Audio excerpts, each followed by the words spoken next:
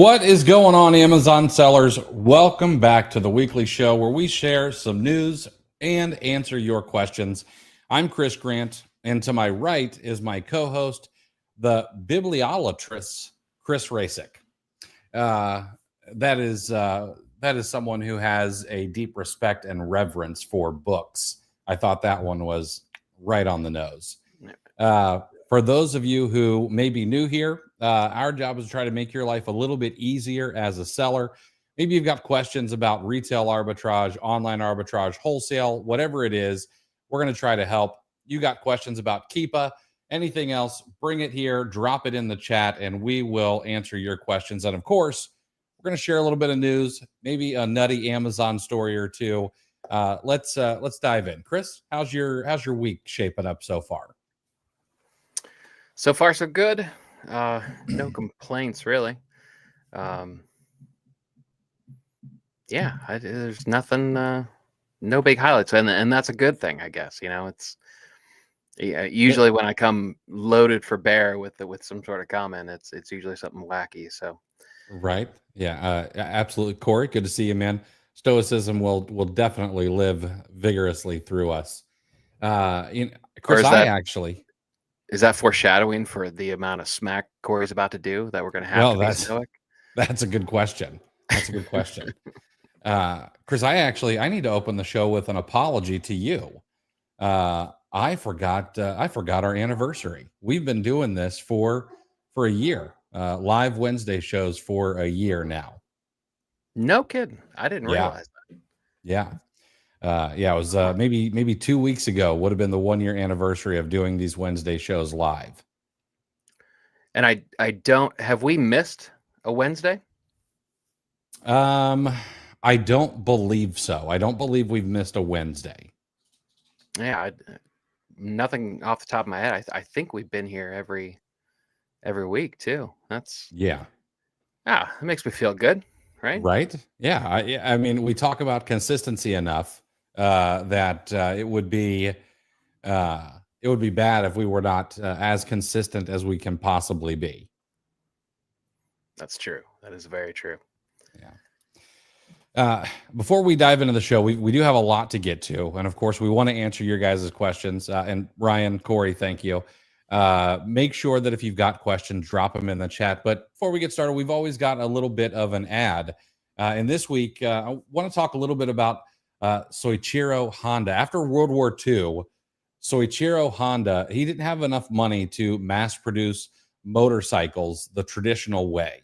Instead, he had to sort of piece together in clever ways different parts, different processes, and try to put together as much savings as he possibly could to streamline his operations when most other people in post-World War II Japan thought it was absolutely impossible.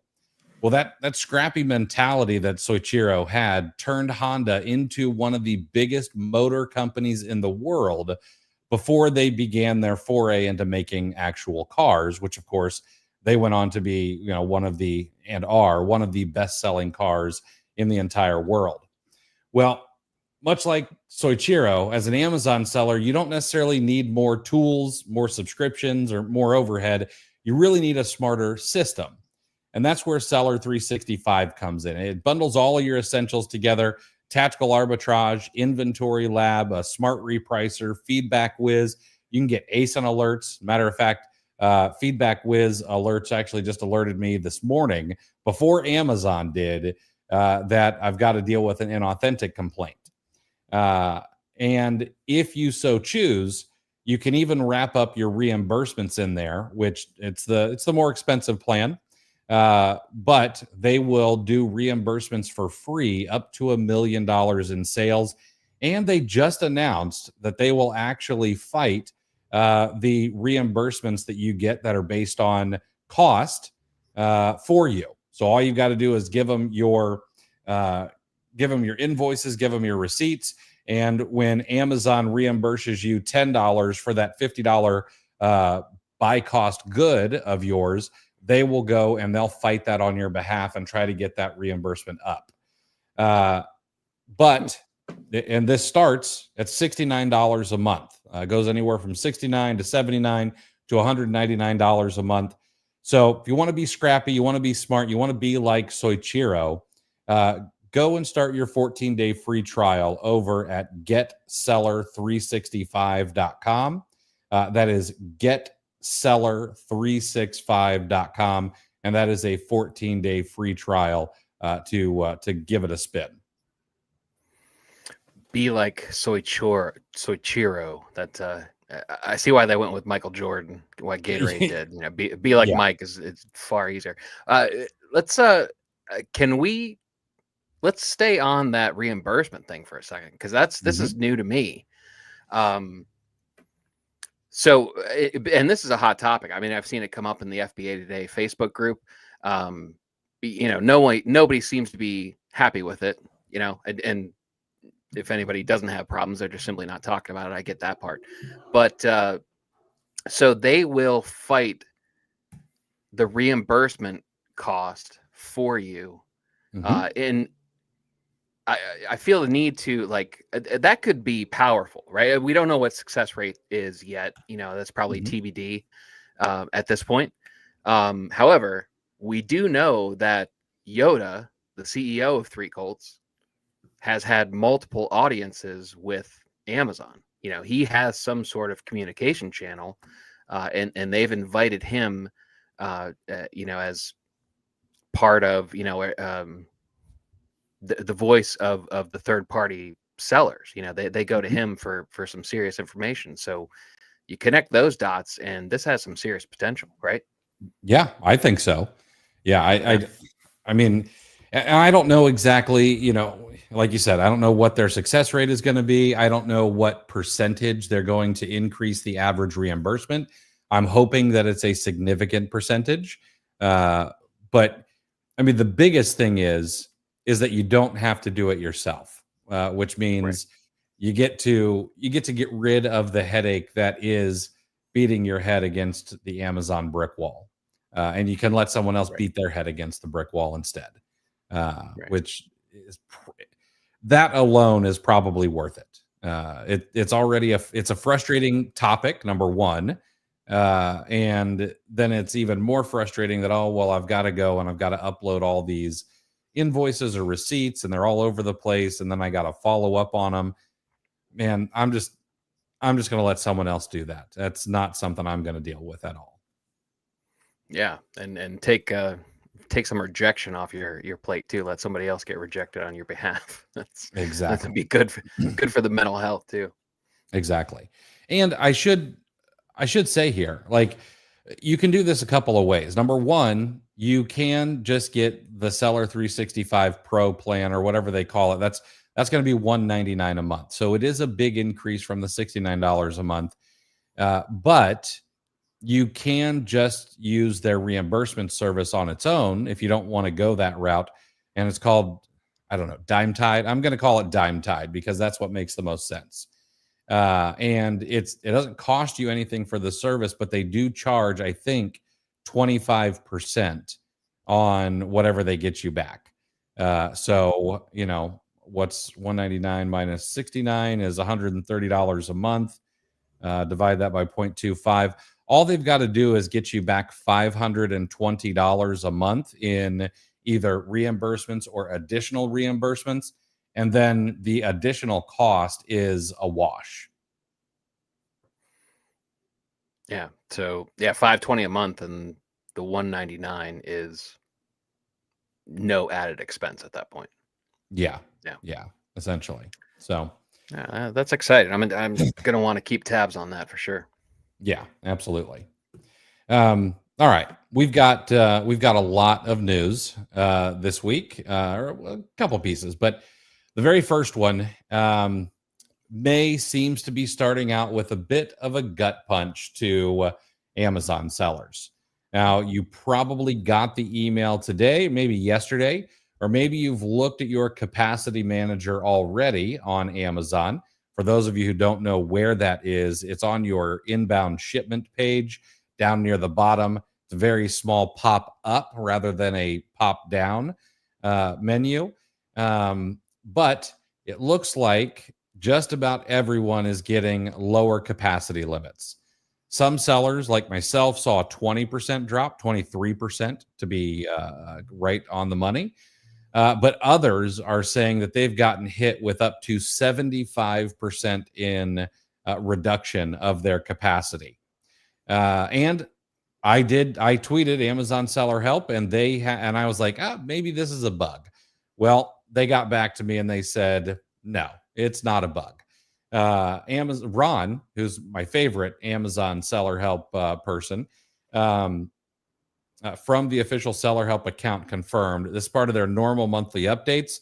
According to them, these limits are designed to support 5 months of sales, which kind of sounds like PR speak for we need to make room and you didn't make the cut. Now there is there is a small silver lining, okay, very small here.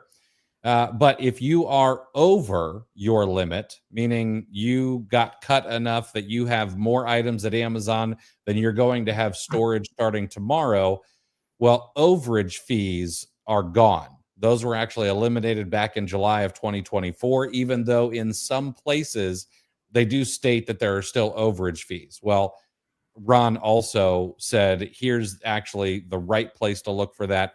Overage fees are gone. But if you're over the limit, you're not going to be able to send in anything else, and you could have your shipments canceled or delayed until that your storage utilization comes down. Now, a little bit more to this is that you can request increased capacity, and those are open. The requests for May are still open, I think, for about 2.5 more hours.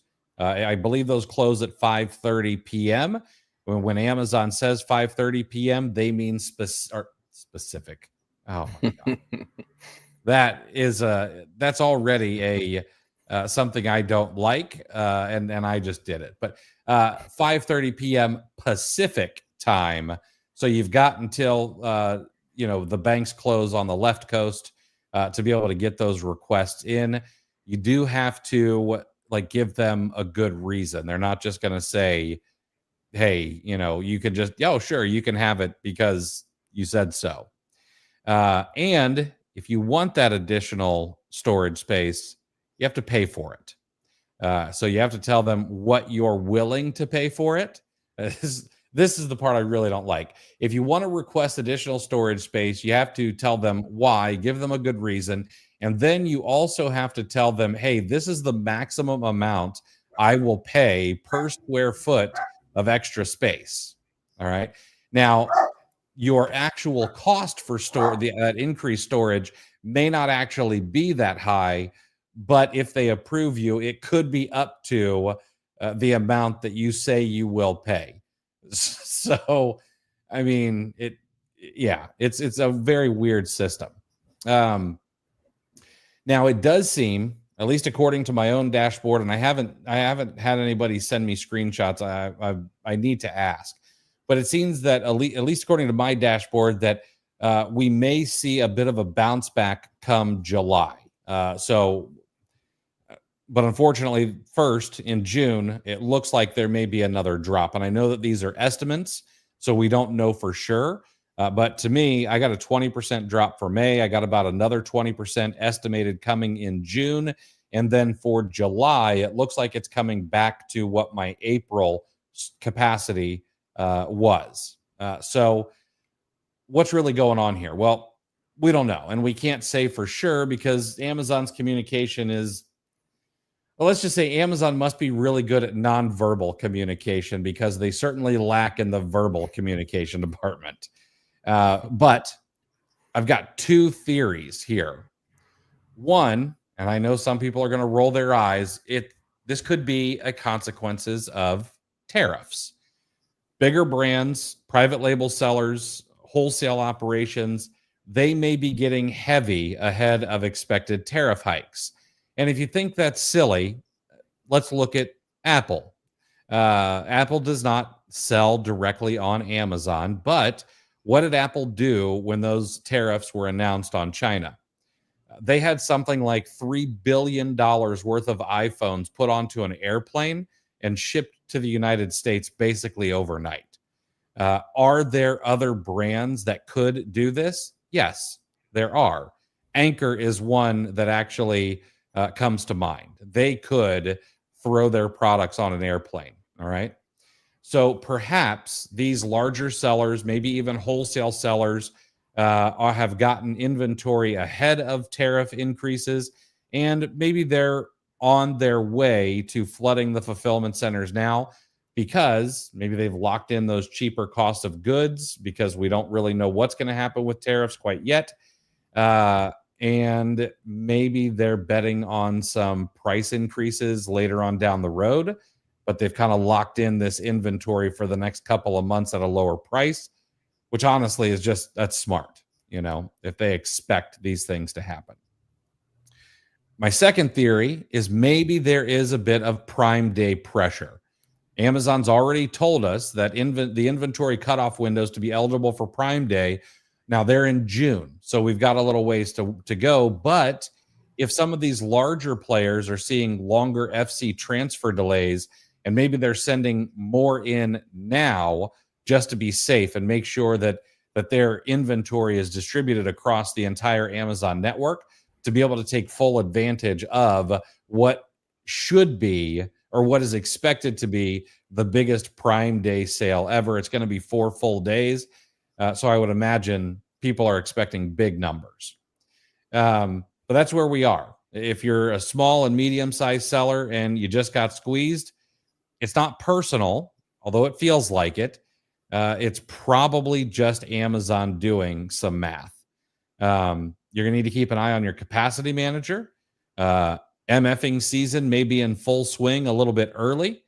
And if you've got the capacity for merchant fulfilling, or you've got a prep center that can handle that, it may be wise to get ready to merchant fulfill what makes sense going into the late spring and early summer. Chris, what are your thoughts, man? All right.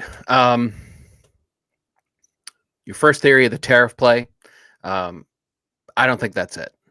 No. Because I don't, Amazon, we know Amazon is trying to fine tune the amount of inventory that they keep in their fulfillment centers, right? They've been very protective of it. They've had some initiatives that became clear that they are trying to become more efficient and reduce the period of time that the inventory sits there. So from that perspective, if Amazon started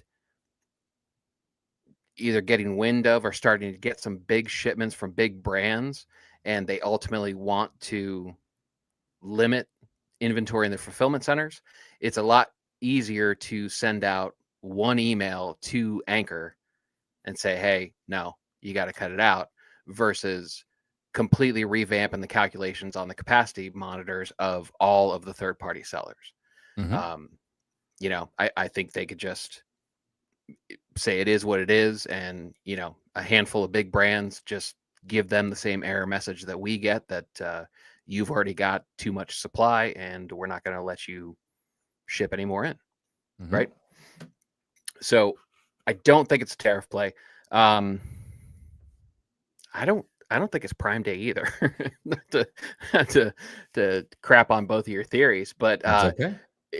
If you think about it, they said it's a 5-month projection out, right? So if July all of a sudden ramps back up from June, that means that July's capacity limits now start bringing in anticipated Q4 inventory. So I think mm-hmm. that explains the increase in July capacities as far as the current projections. Mm-hmm.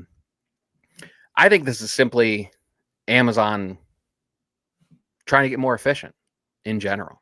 I think it's and unfortunately, as with most of the stuff, I think they're beta testing live on us. Mm-hmm.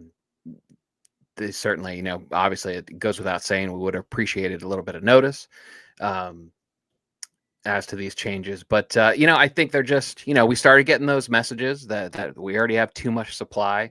I think this is just them putting something in place to cap the top end, right? Mm-hmm. It kind of sucks. You know, it feels like added pressure to sellers for sure, because they also have the low inventory stuff. You know, they're getting us on the top and the bottom. So that part's unfortunate. You know, we still have to, we kind of have to see how this plays out, you know, in real time. That's one thing that we don't get a lot of feedback on. It is how much of seller capacity individual sellers use. You know, it's only through something like this that we're going to kind of get a feel for, you know, how this is going to affect. I don't even use half of my capacity on average, you know. So this didn't really bother me. Of course, I was one of the ones that only lost, you know, about 30 to 35% of my capacity. So I personally don't anticipate any problems. Maybe I'm just a lucky one. And, you know, obviously the people with the 75% hits, you know, are sweating it, rightfully so. But again, we need to see how it plays out. Now, I wish Amazon, you know, if they're still, we know that Amazon rolls the stuff out. They do take feedback into account, and then they usually adjust. You know, unfortunately, these are kind of like knee-jerk reactions, and they go, all right, maybe we're a little hasty. So what I'd love to see is a time limit on inventory counting against your capacity that gets stuck in FC transfer for too long a period of time. You know, I wish they would have windows of inventory like that didn't count towards your maximum capacity. You know, I wish there were some allowances there, because there are inefficiencies in Amazon's infrastructure, you know, their internal logistical network that causes more delays than others. You know, there's a wide range of as far as the length of time that inventory becomes in limbo, you know, for lack of a better word. Yes. You know what I would love to see, and maybe this would give us a kind of a clearer picture, is I would like to see what everyone's IPI sell-through rate and excess inventory rate is compared to what percentage their drop was in Capacity Manager. I know that, you know, we have a sell-through rate of about 2.2. I'd like that to be a little bit higher, but I'm solidly in Amazon's green area. Excess inventory is fairly low, although I do need to get it down just a hair. And I'm wondering, is that a reason why I got 23% compared to, you know, people who got, you know, these 60 and 70% decreases? Amazon just doesn't see them turning through inventory as much as they probably should. Yeah, you know, it has to be some sort of calculation. So, you know, we don't know what they have internally that they don't show us, but yeah, that would make sense. You know, there's some sort of ratio that they've calculated as far as, you know, what they think is best for us, which is always appreciated and sarcastic. Right. Yeah. It would, you know, I'll tell you, I appreciate Ron. Ron is one of the folks who runs the Amazon Seller Help Twitter. I think that of all the people who work on that handle, I think he's the one who gives us the best explanations. I think he is also the lead. I wish that he had more free reign to be able to, because I feel like he is, yes, he's kind of towing the company line, but trying to give us as much as absolutely possible. And it would be nice to hear him speak a little bit more freely. I don't expect that Ron is watching this, but if you are, and if you can talk your boss into it, we would love to have you as a guest on the podcast. And we'll make sure that all the questions are vetted by Amazon first and all of that good stuff. But it would be a really good look to have someone like you talk to the Amazon community firsthand. Yeah, it would be nice. Did you see? I think it was Ryan Yapel on X posted something about this capacity limits change, and got a response from the seller help Twitter, and it was deleted. Yeah. Yeah. Yeah, that was not a good look. No. So I imagine even the seller help Twitter account probably has more bodies. It's probably even a challenge there to make sure everybody handling the handle is on the same page. Yeah, absolutely. But again, Ron, if you happen to see this, love to have you on the show. All right, next piece of news. Amazon and Saks Fifth Avenue are linking up. So this week, Amazon dropped a little piece of news that I don't know if it really even made any headlines at all. I know it certainly didn't make it into into my Google News alerts for Amazon. I had to go digging for this. But Saks Fifth Avenue just launched a luxury fashion storefront inside of Amazon. The storefront is officially called Luxury Stores at Amazon, not a completely original name. But it's going to feature a curated lineup of high-end brands like Balmain. I don't know. I don't wear these brands, so I can't tell you for sure. Stella McCartney, Fear of God, Dolce & Gabbana, Etro, and more. Think like ready to wear, high-end clothing, handbags, shoes, some beauty products, kind of the whole Saks Fifth Avenue experience. But now it's going to be piped straight into the Amazon app. And now Amazon's been trying to kind of crack this luxury market since at least 2020, but so far their results have been kind of meh, and their Amazon haul fast fashion play that hasn't gone very well. They of course lagged behind players like Shein and Temu, although maybe what's going on now is going to be a boon to that. Who knows? And high-end shoppers never really seem to want to buy like $1,200 stilettos, next to a USB port and a bulk pack of cereal on Amazon. But now with Saks as the front end and Amazon as the back end, maybe they've found a formula that's actually going to work. So why does this matter? Well, it's kind of Amazon's kind of tipping their cards or showing their hand in real time. They can't really beat Saks Fifth Avenue on brand perception. So they're going to try to absorb them in, or at least absorb a portion of them in. And this will allow Saks Fifth Avenue not to have to handle logistics, which is not what they're good at. They're good at storefronts and a high-end experience.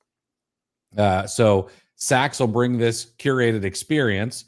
Amazon brings the fulfillment engine. And honestly, for reading the tea leaves here, it seems kind of obvious that maybe Amazon is courting this kind of relationship. Amazon has done this with Adidas. So now we've got Saks.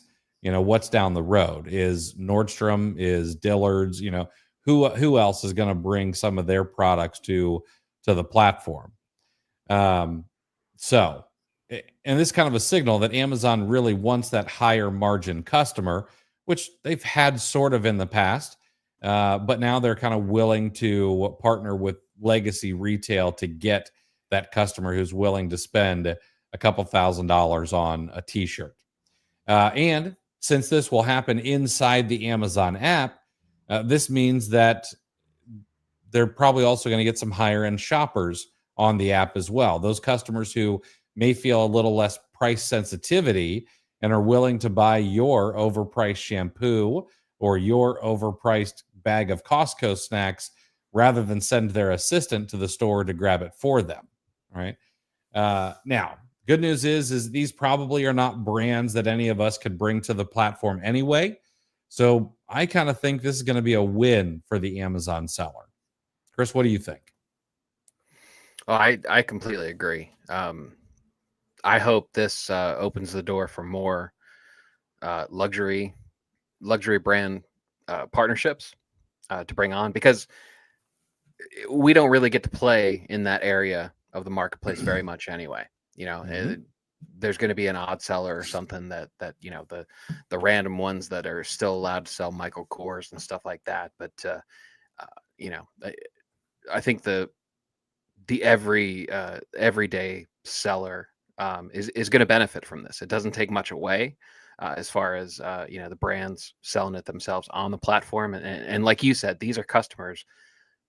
High dollar items bring uh, wealthy customers with very high discretionary budget, you know, and discretionary spending, you know. So that's gonna.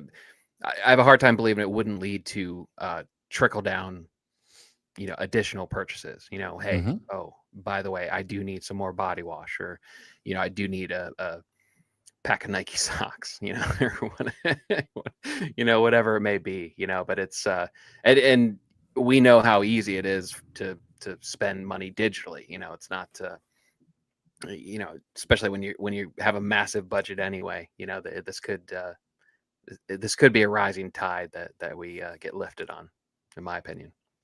Yeah, I think so. I think it should be a good thing. Hmm.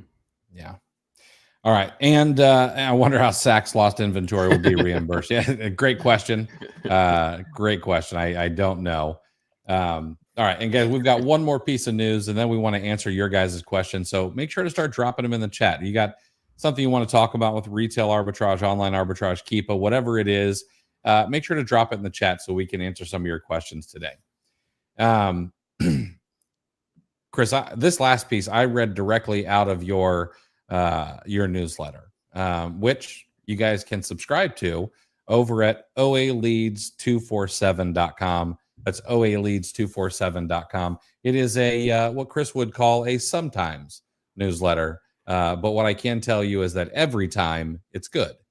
But I read this in your newsletter, and I was surprised, which I should not have been.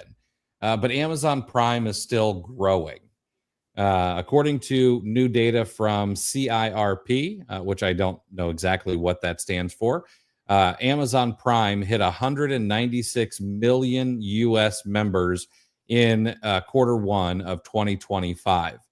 That's up from 180 million Prime members a year ago, and up slightly from 194 million in Q4 of 2024.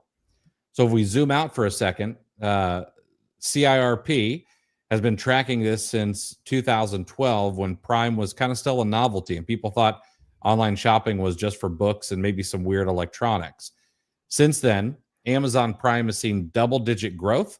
They've seen a plateau. They've seen a bunch of people calling the ceiling on it. And now they're just seeing this quiet, continued rise of the number of people who have access to a Prime membership, which also correlates into a higher amount per year spent on Amazon.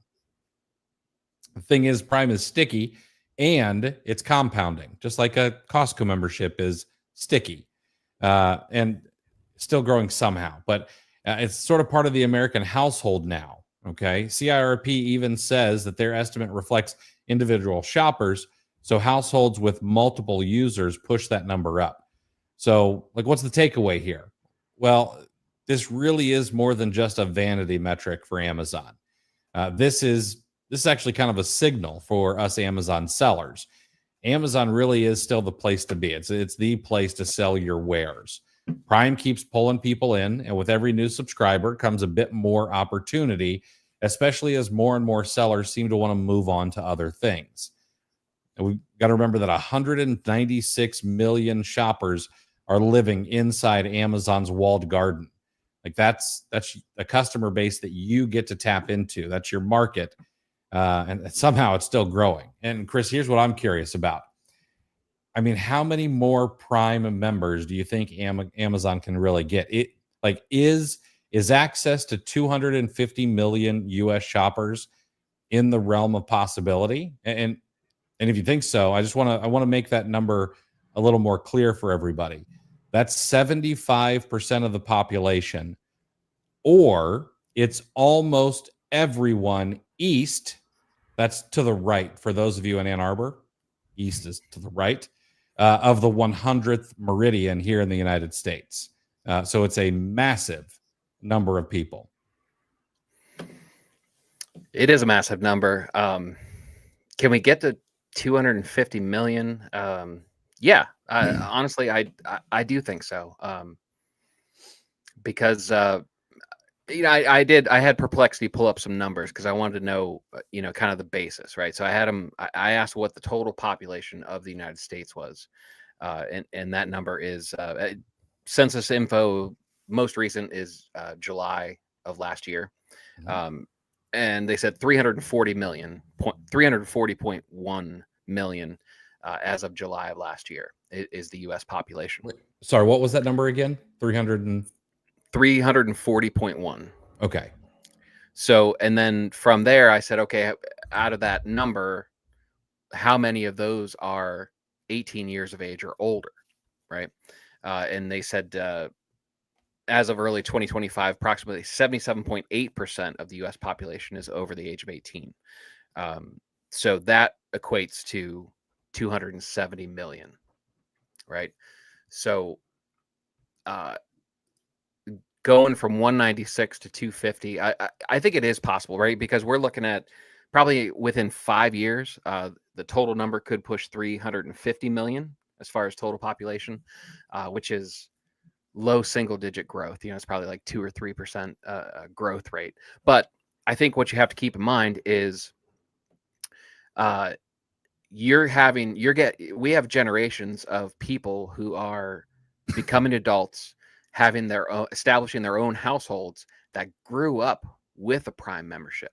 These people don't know anything different than having Amazon Prime available to them.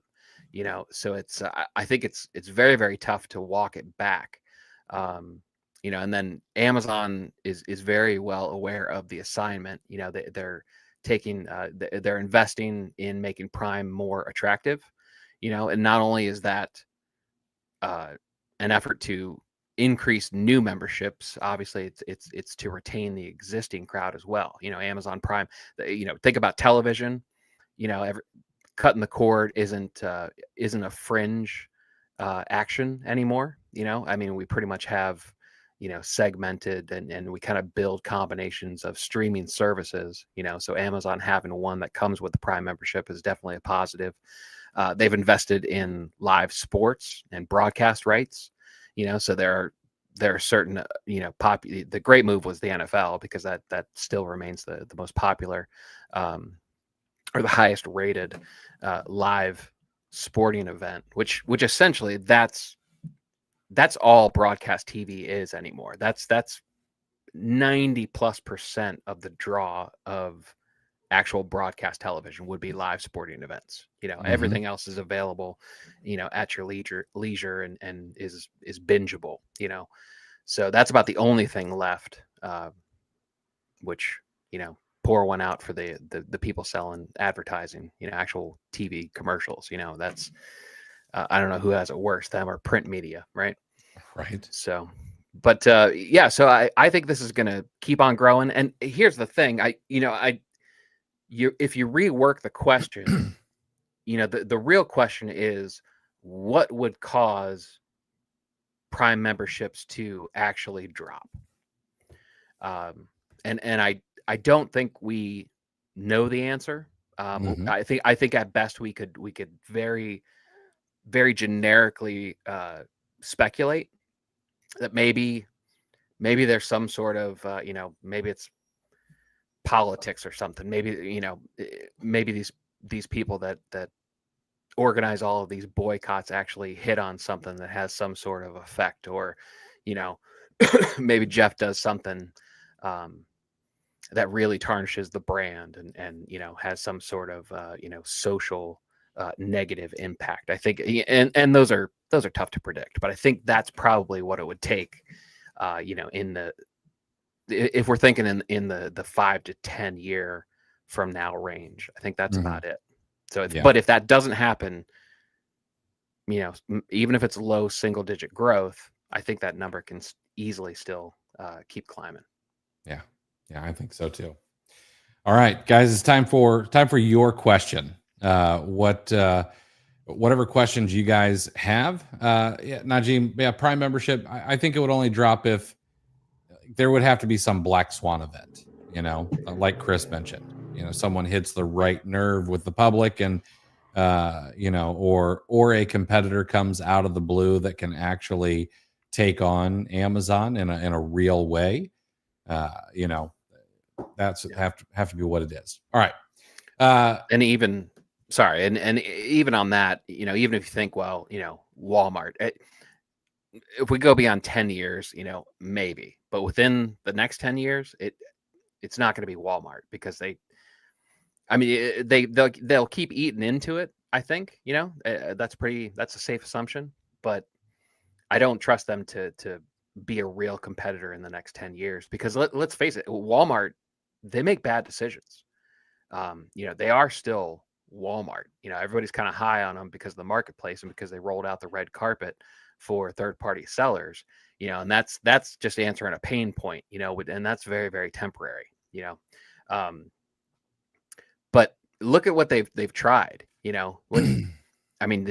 they added a free Whopper once a month with Burger King, and then they, they chose Paramount Plus as the free service when you subscribe, which, okay, Yellowstone and 1923 and 1888, I get that, but it's not a real strong pull. They had they owned Vudu for a while, which was a movie I don't know, marketplace essentially, and you could host your movies there and play on the player. They sold that to Fandango. That didn't work, so they're just not real good strategically. Ryan Racing putting in the work in the Facebook group. Good work, man. Yeah, he has been putting in the work there. Thanks, Ryan. Let's see here.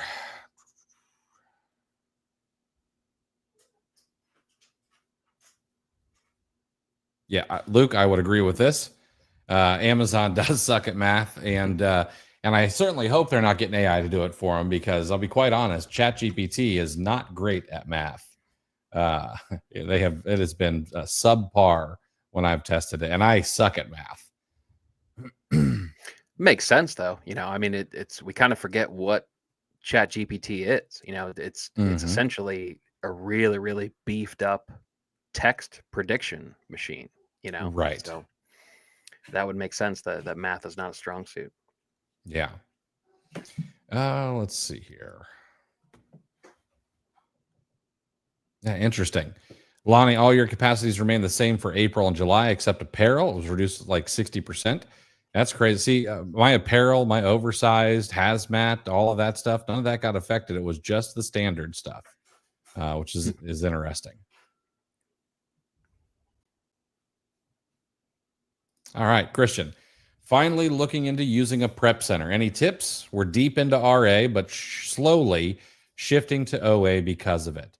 Yeah, have some conversations with a couple prep centers, and make sure that that a couple of things are hit. Number one, you want to make sure that there is an easy and good communication flow. Like communication is key, and there's going to be problems. There's going to be questions that come up. You want to make sure that the flow of information between you and your prep center partner is easy. I would also make sure that the way that they do things fits your flow. There are going to be some prep centers that require you to create shipments on your own. There are going to be some that will create shipments for you. Like, you need to figure out what is best for you and go after that. And try to find a prep center that works best with what you do. And then, ask around, like, who has good reviews out there from your friends. Like, make sure you get into that. Yeah. And make sure, find out, when you're talking about communication, find out where they communicate, whether it's, I don't know if you mentioned that, Chris. I was laughing at Tony for a second. So, but you want to see if is it email based? Is it Slack based? Is it Discord? You want to find out, because you want to make sure, because I'll tell you what, there's one prep center that I deal with that uses Slack, and I don't always check Slack. Just for some reason, some days it automatically opens when I turn on my computer, and sometimes it doesn't. So there have been multiple times that they're sending me messages and I'm simply not getting it because I refuse to put it on my phone. I'm not interested in more mobile notifications. So Tony, Big T, he'll pay any amount of fees to listen to Rasic review Prime Video hits like A League of Their Own or their most recent G20. That's funny. That would be a lot of fun. There's no crying in FBA, right?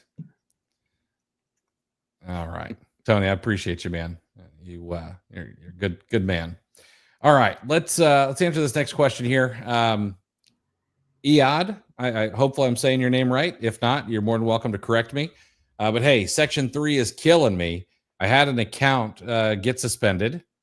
Opened a separate account with my friend's name. Got deactivated for no reason.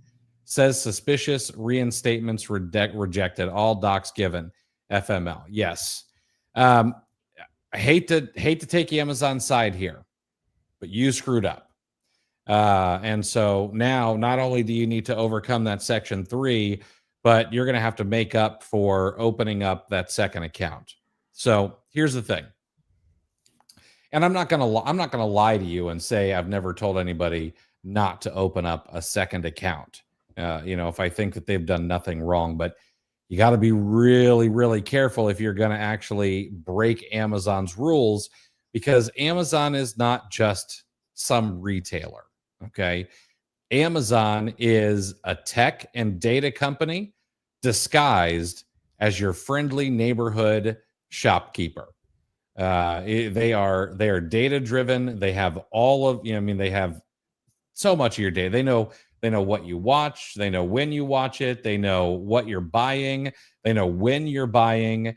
They know where it's going. They know everything. They've got your IP addresses, your credit card information. Like, they've got all this data, and who knows what kind of data they're collecting about you from around the internet. So if you go and open up a secondary Amazon account in your friend's name with their birthday on the same computer that you were using when you got your account Section 3'd, they know. If you didn't use a different ISP and a different VPN and a different computer and a different credit card, a different bank, a different name, address, all of that stuff, they're going to figure it out. And so unfortunately, you messed up, and now you got to fix that.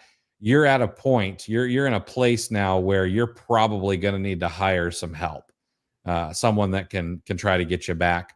Not going to be cheap, but my whole thing about these kind of things and hiring help is you can spend $2,000, $2,500, and you can get your account back. And the opportunity of that $2,500 is to turn it into, an income stream that, can be like quit your job money over the next couple of years, or you're going to have to move on to something else, onto another platform and try to build something there. That's probably really your two options at the moment. Yeah, I think it's safe to say it's the best path back is that first account that got suspended. Assuming that it was, miscommunication or just, Amazon being glitchy with the auto reject. I'm hoping you've done everything right. You've documented everything, and it was simply just caught up in an auto responder of some sort, and you were quick to jump to a second account. So if that's the case, your best bet is to take back up the fight on that first account. Yep. Lonnie, have either of you looked into a web scraper like Octoparse or WebHarvey for scraping non-TA sites? Yeah, I've messed with all of them. Octoparse and WebHarvey. Browse AI, I see Flamingo brought that up. Browse AI is probably a little bit easier to use. You could probably go and build your own or a version of your own with Lutra AI as well. It's going to be a little bit more chat based. But here's where a lot of people will disagree with me. Okay. And that's okay. I don't mind taking the contrarian stance here. There is going to be a learning curve to what you're going to try to do, which is either figure out Octoparse, figure out WebHarvey, figure out Browse AI, make it pull back the correct data for you that you can actually use in tactical arbitrage. And that's all fine if you have more time than money, which I don't hear a whole lot of people telling me that they've got a ton of free time. So the other option would be an already existing solution, which would be something like Tactical Expander, which will go out and scrape sites, a couple hundred sites that are not in tactical arbitrage and cannot have XPaths created for them. It'll cost you some money every month. I don't know exactly how much, but it's all built in. And if one of the sites breaks, you let someone else fix it rather than having to go in and figure out yourself or have a chat with AI until it gets figured out. So that's typically what I do, is use a tool that's already been created for that. Now, I want to learn these other tools, but I just don't have the time, so I haven't done it yet. Let me push back a little bit here. Sure. Now, Lonnie, this is devil's advocate. I'm not picking on you, and you may have just asked out of curiosity, right? So don't take any of this personally. We just interviewed Jeff Storch again, and that podcast is going to be coming out. And here's the question I would pose, or the statement that I would pose in response to this. Chris, I don't ever hear the sellers doing the numbers that I want to do on the very, very top end. I don't ever hear them talking about XPaths, sites that the regular tools don't have. I don't ever hear them talking about expanding the reach of opportunities. You're not wrong. So I think, this is now, Lonnie, now I'm expanding to people who would ask this question. I don't know if this is you or not, but I think newer and intermediate sellers look to expand the total catalog of stores as a solution to inefficiencies, or they haven't recognized that they can do what they want to do with a little bit more reps, and a little more work, because I think in large part from what I've experienced and the context of these really big sellers that I'm fortunate enough to talk to with Chris on our content, they seem to just be squeezing more out than the average seller. It's not anything, outside of maybe the AI guys, but even that isn't necessarily reaching further out to what's available. It's just kind of a matter of efficiency and automation from there. But I get the feeling, that the Steve Frenches, the Jeff Storches, they're going to the same stores, they're probably just doing it a little faster, a little more efficiently, or a little braver. Mm-hmm. I would agree with that. Okay. Yeah, I would agree with that. Yeah. So I'm going to take this a little bit of a step further too. I think that I am fortunate enough because I keep my mouth shut. All right. I'm not a narc. But I am fortunate enough to know the storefronts of several of the guests that have been on our show, because I don't go sharing that information.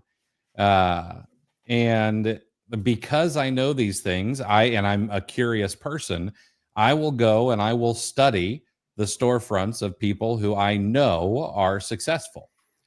And you would be surprised if you go and do some digging, maybe how few places these folks are sourcing from, you know, and kind of what they're doing. You might even be surprised at what the average sales rank is that they're holding in their store, and stuff like that. It's, if you are able to make friends with people who are in a place where you want to be and they're willing to share things like their storefronts with you, where you can go and maybe you're not going to storefront stalk them. You know, I don't storefront stalk these folks for the most part, you know, but it's interesting to learn what they're doing. And then every now and again, you're going to source and you're going to see them and you're going to be like, oh, maybe I am down the right path here, because I happen to be where they are. Maybe I'm a few steps behind, because I can see they've been in stock for like 2 weeks, but at least I know I'm on the right path. Yeah, and I'll even put a wrinkle on that. You don't even necessarily need to have the advantage that you have of knowing specifically whose store is what, or what the name of big seller stores are, because I'll tell you, through Storefront Stalker Pro, unless you're new here, everyone knows that I absolutely love that tool, and I use it on a regular basis and feature it Monday nights. You get to know these stores, and I can tell you store names. I don't know who they are. You know, I can't even remember where they're based, if I've even looked at what the address says on their seller profile page. However, I've gotten to know them, right? And if you use a tool like Storefront Stalker Pro, or even if you have a spreadsheet of your favorite storefronts that you like to stalk or you want to keep tabs on, you know, to kind of model your store or your catalog after them, you can get the same information. You can find, especially with something like RevSeller, that gives you that really sweet banner across the top where it tells you the categories, it tells you the brands, it tells you the total ASINs that a store has. If you go back to those on a regular basis, and then, you know, if you monitor stores, you start picking out your favorites. You know, like I sent you a DM the other day, Chris, and I said, look, I don't know who this is, but they seem to be running a really nice arbitrage business, you know, because it's those are the people that I go back to, and I pay attention to what they buy, and I can reverse engineer where they most likely got it from, right? So I have a collection of data points that I know that they go back to on a regular basis. And guess what? Now I can go to those stores on a regular basis. And I've learned a whole lot through Storefront Stalker Pro, you know, where, you know, I've learned a whole bunch of stores that it's very obvious that they have no problem with quantities. You know, I've been able to beef up the amount of orders that I place at certain stores that I had no idea were reseller friendly, you know, and you can catch sales, you know, if they're doing any merchant fulfilling, they're listing it right away. So you can almost get the sale data in real time and be like, oh, I'm not, you know, this isn't a real one, but it's like, oh, they're hitting the target buy one, get one free sale, or, you know, whatever it may be. That's an obvious choice. And that's, you know, but the real names have been hidden to protect identities. But you know what I mean? Like, you can find this data if you pay attention, if you're, you know, somewhat dedicated to the reverse sourcing angle, you know, as I am, as we are. Absolutely. Okay. Anyone getting tons of Walmart lost after delivery? I don't know, because I don't sell enough on Walmart yet, because I have trouble sourcing there without all the tools that maybe I allow handicap me on Amazon. But that'll change soon. Going to learn here pretty soon how to source for Walmart. But I have heard that, yes, this is a fairly common thing, lost after delivery, whether it is just the Walmart customer trying to get it for free. I cannot say for sure. But yeah, I have heard people say it happens a fair amount. What is Amazon A+ content, and how can it help improve my product listings? Amazon A+ content is, if you go look at a really nice listing, you know, let's say an anchor product or something like that, you'll see down in the product description, you're not just going to see a paragraph. You're going to see pictures and maybe some banners that slide back and forth and all of that stuff. That is considered A+ content. It used to be called enhanced brand content. I can't remember what it was called before that, but they've gone through various iterations of the name. But essentially, it's just supposed to be something that is prettier for the buyer. Um, it's supposed to make it sell better, supposed to increase conversions, things like that. But there are hundreds of millions of products that sell very, very well on Amazon that don't have any of that. So, I mean, if you're doing private label, though, you should try to give yourself every leg up you possibly can. And so having A+ content is a good idea. However, you've got to own the trademark or be copyright or whatever it is for private label to be able to do that kind of stuff. I bought an alarm clock for the kids from AliExpress and received it 3 days later in an Amazon box. Drop shipping on AliExpress from Amazon is nuts. That's funny. Lonnie, as a follow-up to the web scraper question, what is your preferred method of getting custom XPaths? Fiverr or Tactical Bucket? It is Tactical Bucket. Tactical Bucket keeps them fixed and stuff like that. And Fiverr, you're going to be going back to the source whenever it breaks over and over again. What I have Tactical Bucket, but I've never used. I think I've used one. I've had one XPath made ever. What's the deal with the XPath? Do you get certain amount over an interval? Usually, yes. You can have like 1 or 2 created every month or something. And if it's one of the custom, well, actually, if it's custom, like just to you, I think you might still have to pay a little extra in addition to your monthly fee. But that fee pays for, of course, pays for his time to code it. But it also gets you like access to yourself for like 90 days. Like nobody else can have it created for them over 90 days or something. Yeah.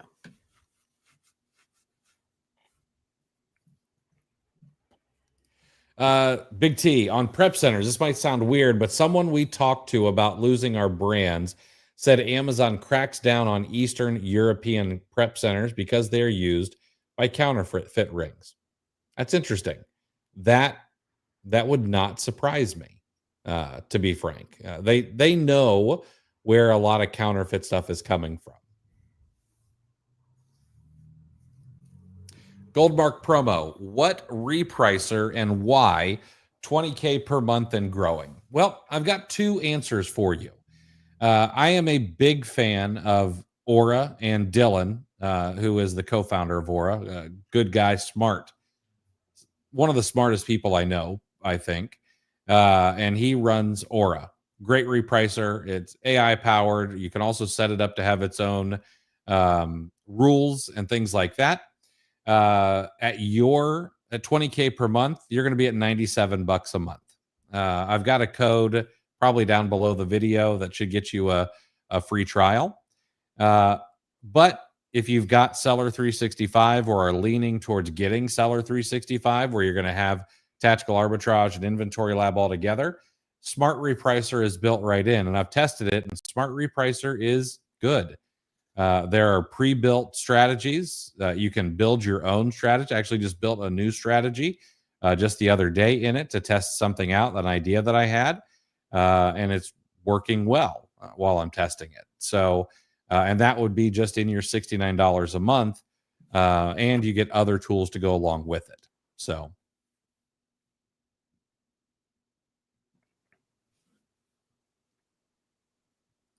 Yes, Dealman. Many Chinese sellers. Well, I'm gonna push back a little bit. Okay. Some Chinese sellers do have hundreds of accounts. This is true, especially very large private label brands. I actually know of one right off the top of my head. I'm not gonna say the name. I actually am looking at one of their products right now. So maybe that gives it away. But I know that they have hundreds of accounts. They actually will pay Chinese citizens to create accounts, and then they will take them over. That's how they're not getting caught. And maybe Amazon's looking the other direction because some of these accounts are selling hundreds of millions of dollars a year. Is the playing field level? I would say no, but unfortunately, we don't get to make the playing field, so we've got to kind of play the hand that's given to us.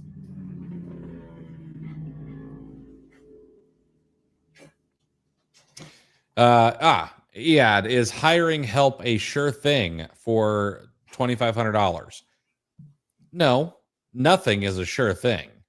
Nothing except for death and taxes. But other than that, there's nothing that's a sure thing.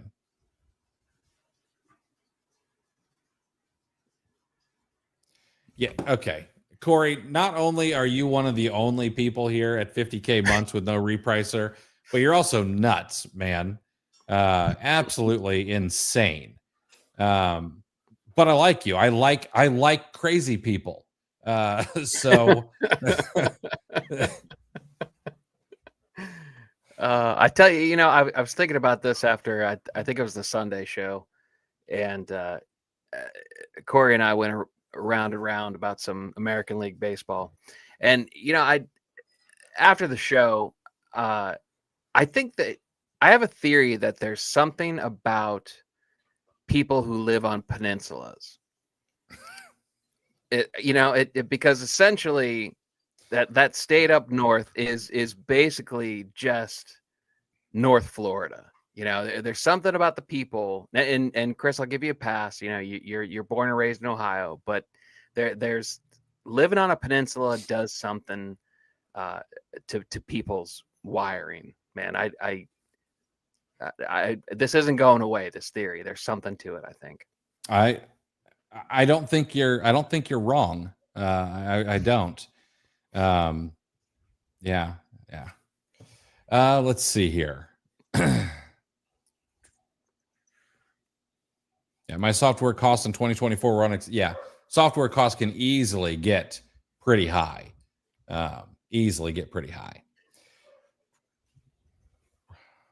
I'm done merchant fulfilling 21 items this month, refunded, lost, and damages. Make sure. So here's the thing. I don't think that it should be quite that bad. I've done some heavy merchant fulfilling in the past, not for a couple of years, but anything that is getting messed up, like you need to be filing claims on. There are a lot of ways to protect yourself. You can have customers file A to Z claims. You can file safety claims on those items. So you should not be on the hook for a lot of those things. I would get some sort of process in place.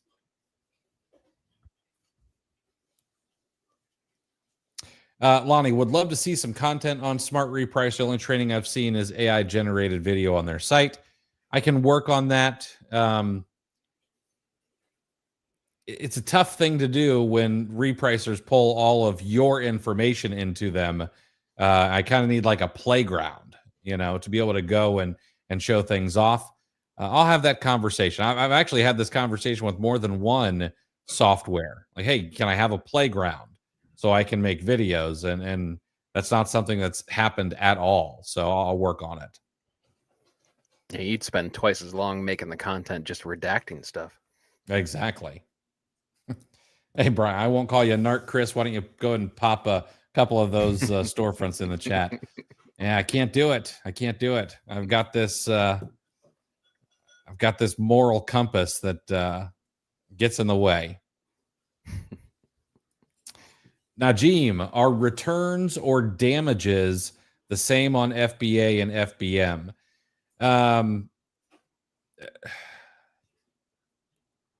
You can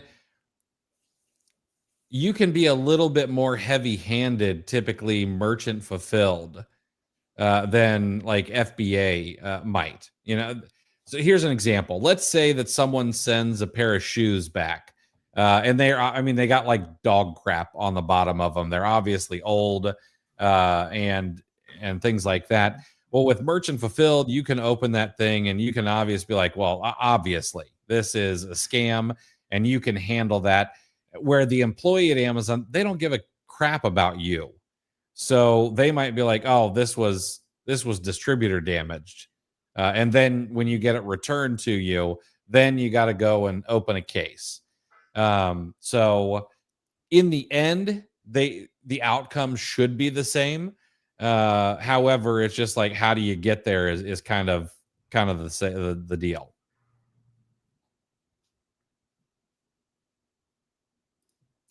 Siraj, is it a good idea to sell pickleball paddles on Amazon, even though big brands already dominate the market? If you're talking about private labeling a pickleball paddle, I think we're past the time when it was time to do that. If I'll tell you what, first of all, in my opinion, private labeling fad items is probably not a good idea. Now, is pickleball a fad? I can't say for sure. Like, is that sport going to last? It hasn't been around long enough to know if it's going to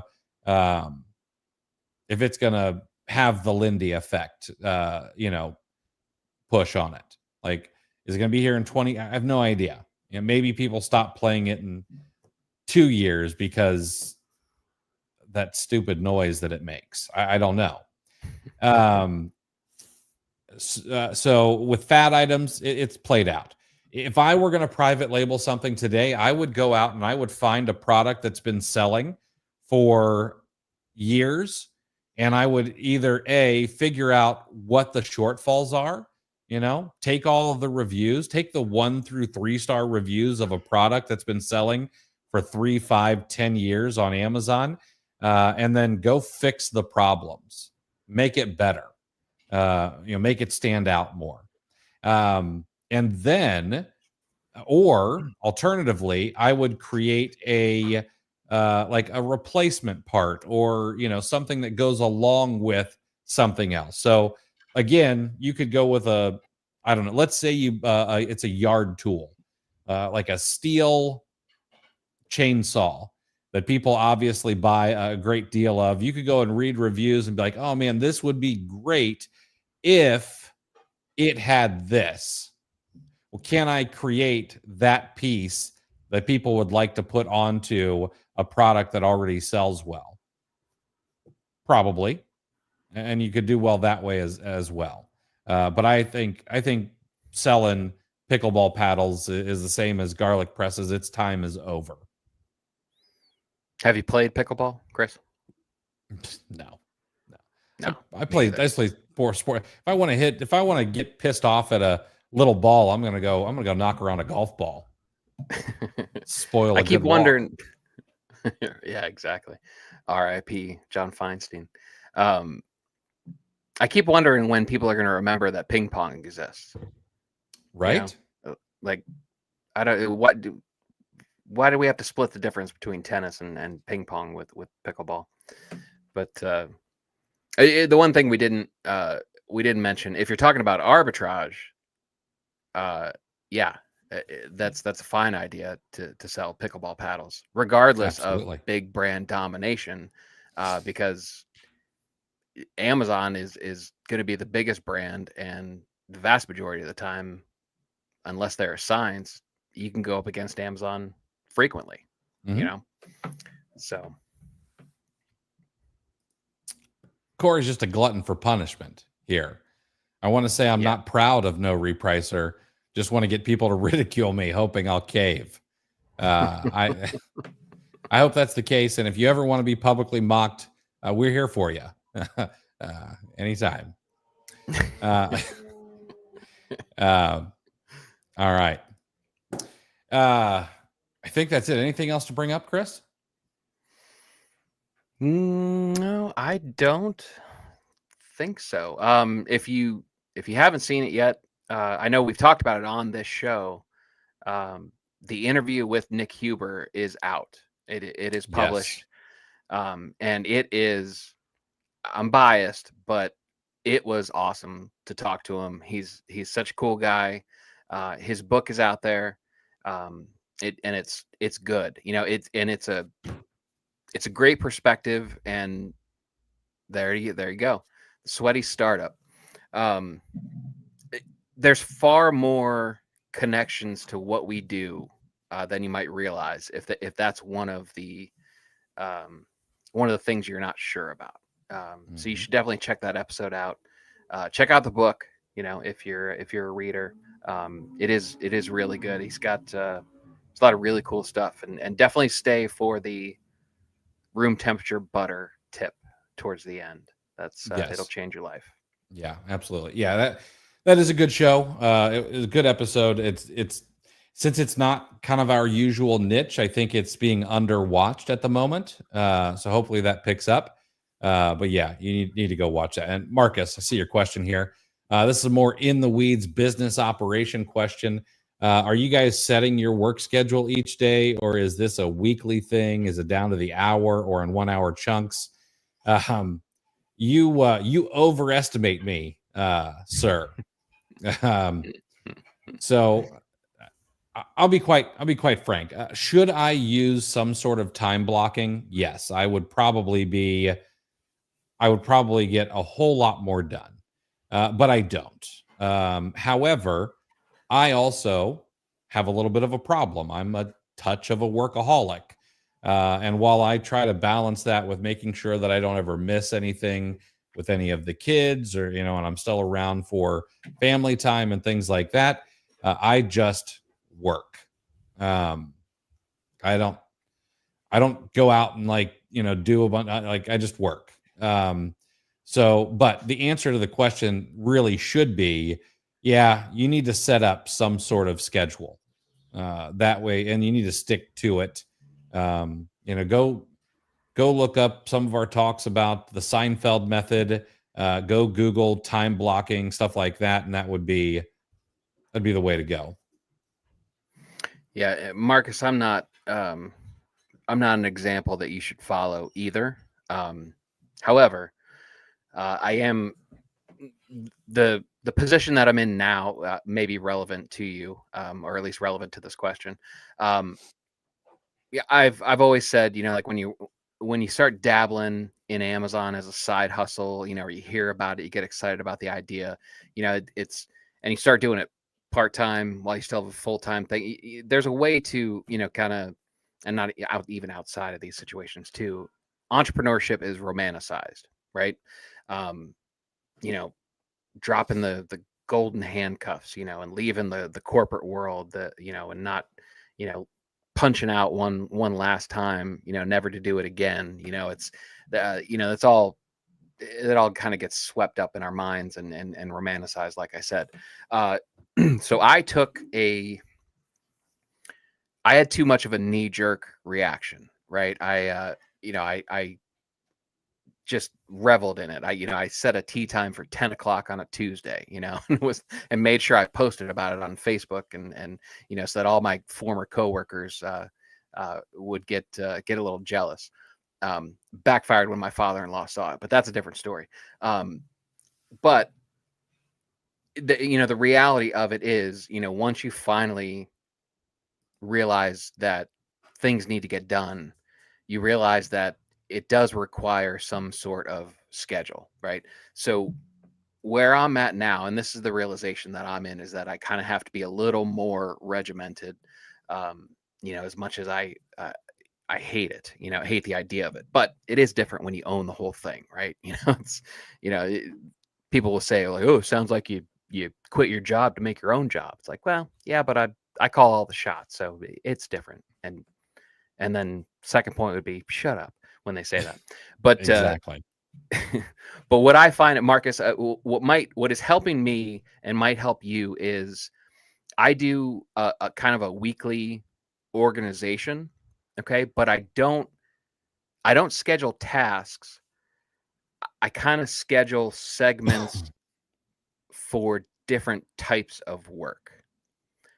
So what that does is basically, and inevitably what happens is towards the end of the week, I can kind of reassess like, oh, I didn't get enough eBay listings up for my returns and my death pile last week. I'm going to have to prioritize that. Right. So in my head or on a sheet of paper or something, I've got to bump that up on the priority list, so, and then from there, I kind of look at my schedule for the coming week and it's like, okay, Mondays are busy between work and personal, so I figure out what the pockets are and what sizes of time that I have to allot, and then from there I'll place the different priorities.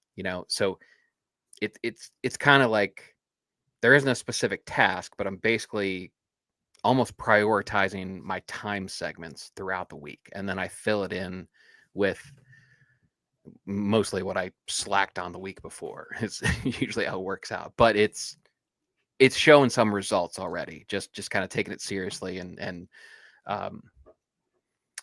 putting some increase in the boundaries. Not I won't go so far as to say anything's rigid, but yeah, there's some soft boundaries now.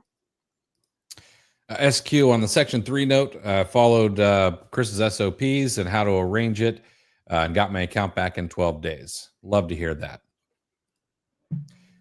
SQ had someone buy multiple shirts from me via FBA. He said he took all the tags off and then returned them. Do I have any recourse? Amazon is gonna handle that. Sound like something broke. Amazon's gonna handle that. So you're gonna have to take that up with Amazon.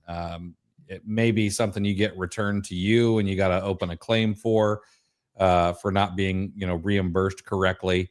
But yeah. When do you think it is the best time to leave the 9-to-5 job to focus on Amazon? This is a tough question to answer, because it's going to vary for every single person. My opinion is that in today's day and age, in today's market, I would really suggest that you've got a pretty healthy runway to be able to make $0. And by healthy, for me, if I were doing it today, I would probably want a 12 to 18 month runway to have all my bills paid and lifestyle handled, to be comfortable going all in and kind of burning the boats. When I did it, I had a 6-month runway and no cargo net either. Like there was no safety net on that 6 months. It was make it work or die trying. There was nothing else. Now, is there something to that? That burning the boats, you're back against the wall? Yes. But do I suggest that? No. I had more panic attacks in that time of my life than I have in any other time of my life. So a tough question, but hopefully that's about as good of an answer I can give to you. Yeah, if there, I mean, there's so many factors. It depends on what you have on the line. The answer is going to be very, very different between a broccoli-haired 23-year-old with no family, no kids, still in the basement of mom's place versus a 40-something-year-old guy when I did it with a wife and kids. So that's going to factor in. The best answer that I've heard, the best shortest answer I've heard to this question is it's time when going to your day job costs you money. That's a good one. Right. So if you can actually get to the point where you're making so much on Amazon that being away from your store, and here's the thing, if you're doing it in a 4 or 5 hour window after work, you also have to make sure that the extra 2 to 4 hours that you're going to free up and add to your Amazon business will also be at that same rate of income that you're making, but that's about the safest, best answer that I've heard. Mm-hmm. Are you both using Inventory Lab to make your shipments or something else currently? I'm using Inventory Lab to create shipments. Yes. Me too. Flamingo just read UPS is cutting 20,000 jobs and pulling back on Amazon packages. Yes, they are cutting some jobs. Be honest with you, if you show up here every single week, you'd know that we actually talked about Amazon cutting UPS cutting their Amazon footprint by 50% months ago. But it's okay. I know you can't be here every single week, but yeah, that is happening. I don't expect the Amazon thing to really be a big deal. That's mostly for outbound, not inbound. And Amazon's got their logistics, down. So I'm not really worried about that. I agree. Great advice, Chris. Are you 44? That is what a compliment. To be 44 again. Right? No, I'm only a few months removed from hitting the big 50. So it's a little personal story, but I went and got a haircut yesterday, and I'm staring down the barrel of 40. Not quite there yet, but looking down the barrel, and I was looking at the barber's cape yesterday, and I was like, "Holy cow! There is a lot of gray in there." And I was thinking to myself, because I was like, every now and again, oh yeah, there's a gray, there's a gray. But I was thinking, I was looking down and noticed how much gray there was. And I was like, it happens slowly, and then all at once is what kept going through my mind. So yeah. Yeah, it's I read something interesting. I think it was Scott Galloway, and he actually said, he made the point of average lifespans, and he talked about how much they've expanded in the last 150 years. And I don't know if this was based on something, that he read, actual research, but the theory said that since so much of our DNA is a 40-year lifespan or a 50-year lifespan, that we actually have a hard time recognizing ourselves in the mirror after a certain age. That it's actually, we actually have trouble processing it because it's so new to our entire lineage. Interesting. I thought that was pretty. Yeah, I thought it was. Yeah, that's very interesting. All right, let's see here, Marcus. How much of your businesses are you outsourcing currently? Not enough. That's the only right answer, unfortunately. I should probably have I have some VAs who do some sourcing. I outsource repricing. Which it's not totally hands off. I outsource prep, outsource a few other things, but the answer is not enough. I really should probably have an executive assistant who handles a bunch of email, and I handle thinking more and doing some higher leverage things. But yeah, not enough. And Marcus, you're the one that asked the scheduling question too, right? So that adds an extra wrinkle to it, because if you're still trying to figure out your scheduling, you also have that part of the equation where it's like, okay, how inefficient am I really? How much more can I squeeze out of myself? Because if you're not running at a high percentage, if you're not running real efficient, now you have to wrestle with, okay, do I bring on a cost to outsource this, or do I call myself on my own BS and simply work harder? It's real tough. Yeah. And Flamingo, you're absolutely right. It takes a lot of work to get someone to do the work. Absolutely. If I could, I would suggest a couple of things. We touch on this very topic on the last podcast with Nick Huber. We talk about outsourcing a bit. And I would also suggest reading the book Who Not How. That is a good book on delegation and things like that. So would be a good idea there. Benjamin Hardy, is that him? Yes, Benjamin Hardy. Yep. Lounger. I've seen some people get a regular job that also has a lot of downtime, so they can break out the laptop and work on Amazon, like security guard, night shift, front desk at a hotel. Yeah, that's a good idea. If you want a little bit of cushion, things like that, very good idea. So, Chris, as one does when they get bored, I was doing a little Googling, doing a little bit of reading, and I stumbled down the path of reading about the navies of Norway, Sweden, and Denmark. All right. Did you know that they put barcodes on the sides of all their Navy vessels? I did not. Yeah. That way, when they come back to port, they can Scandinavian. It's fantastic. All right. Folks from Ann Arbor, go look it up. You're not going to figure that one out by yourself. Or too many vowels. Ask a friend from Ohio what that joke meant. All right, guys, that's it for today. We'll see you guys this Sunday to do this all over again. Have a kick-ass rest of the week.